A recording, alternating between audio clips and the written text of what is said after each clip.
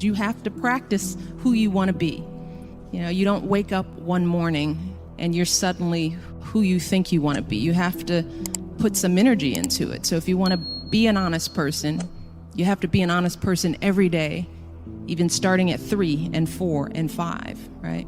If you're going to be a hard worker, hard work doesn't just appear. You have to practice hard work. You have to practice effort. And I also encourage them, try to help them understand that good things don't come easy. You know, with that effort, that's where you grow. That's where growth is. Some of the best times in my life when I've grown, it's when I've done something hard, when I've overcome a fear. You don't realize that when you're doing it, but when you come out on the other side, you realize, wow, I've really stepped up. So I push my girls, but more importantly, I love them a lot. And that's what I feel for all of you. I want you guys to feel that in your lives so that you can be excellent. Because other people told me that I might not be able to do well in school for whatever reason. I was always a good student. I worked hard, but I thought there was some magic that happened that made you really, I didn't know that it was just plain old hard work.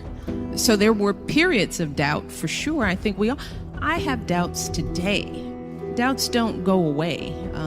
You just learn how to deal with them. You start knowing yourself and you become more confident.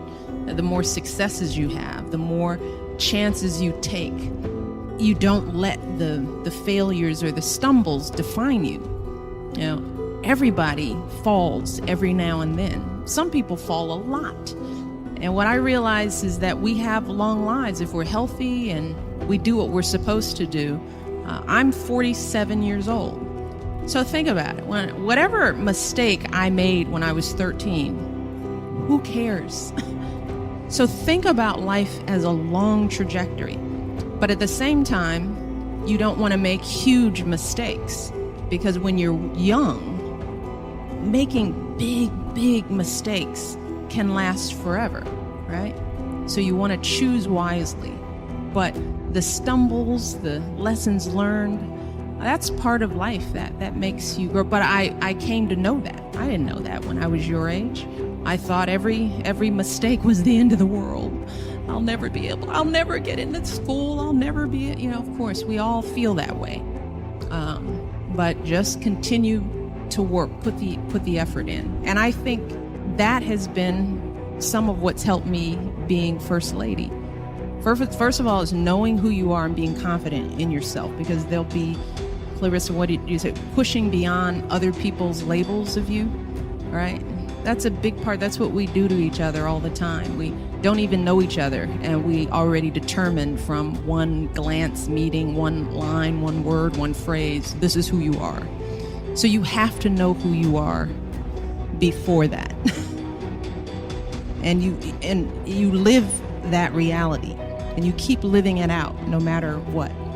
And if you're have good character and good intentions, that ultimately shines through. But in the end, it's hard work. And I like to work hard, and I like to do good things. And you practice that now. And believe it or not, I didn't know it. It prepared me to be the First Lady of the United States. I didn't know. I guess I'm doing okay. But you know what? Every day we just get up and keep doing what we think is the right thing.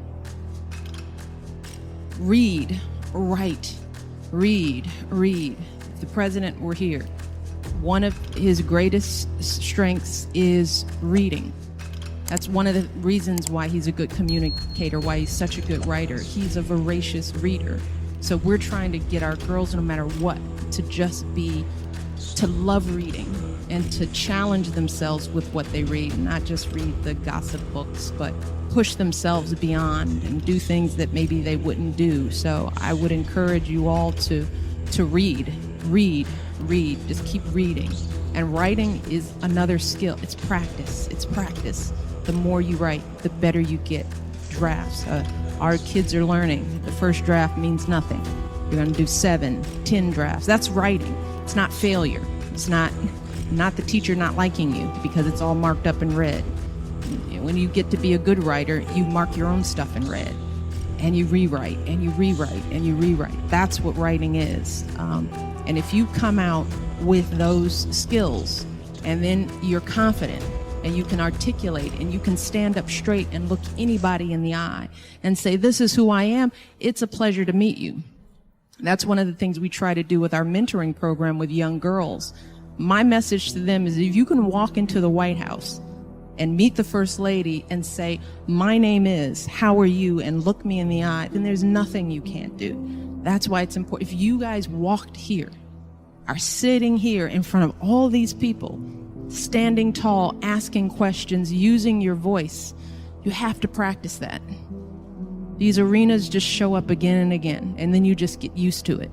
The nerves go away, and you start relaxing into your own abilities. But it's practice. When you are struggling and you start thinking about giving up, I want you to remember something that my husband and I have talked about since we first started this journey nearly a decade ago. Something that has carried us through every moment in this White House and every moment of our lives. And that is the power of hope. The belief that something better is always possible if you're willing to work for it and fight for it. It is our fundamental belief in the power of hope that has allowed us to rise above the voices of doubt and division, of anger and fear that we have faced in our own lives and in the life of this country. Our hope that if we work hard enough and believe in ourselves, then we can be whatever we dream, regardless of the limitations that others may place on us. The hope that when people see us for who we truly are, maybe, just maybe, they too will be inspired to rise to their best possible selves. Shoot, it's the hope of my folks like my dad.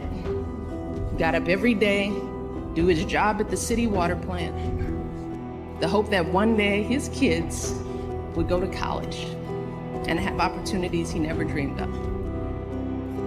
That's the kind of hope that every single one of us, politicians, parents, preachers, all of us, need to be providing for our young people. Because that is what moves this country forward every single day. Our hope for the future and the hard work that hope inspires. I want our young people to know that they matter, that they belong. So don't be afraid. You hear me? Young people, don't be afraid. Be focused. Be determined. Be hopeful. Be empowered. Empower yourselves with a good education. Then get out there and use that education to build a country worthy of your boundless promise. Lead by example with hope. Never fear.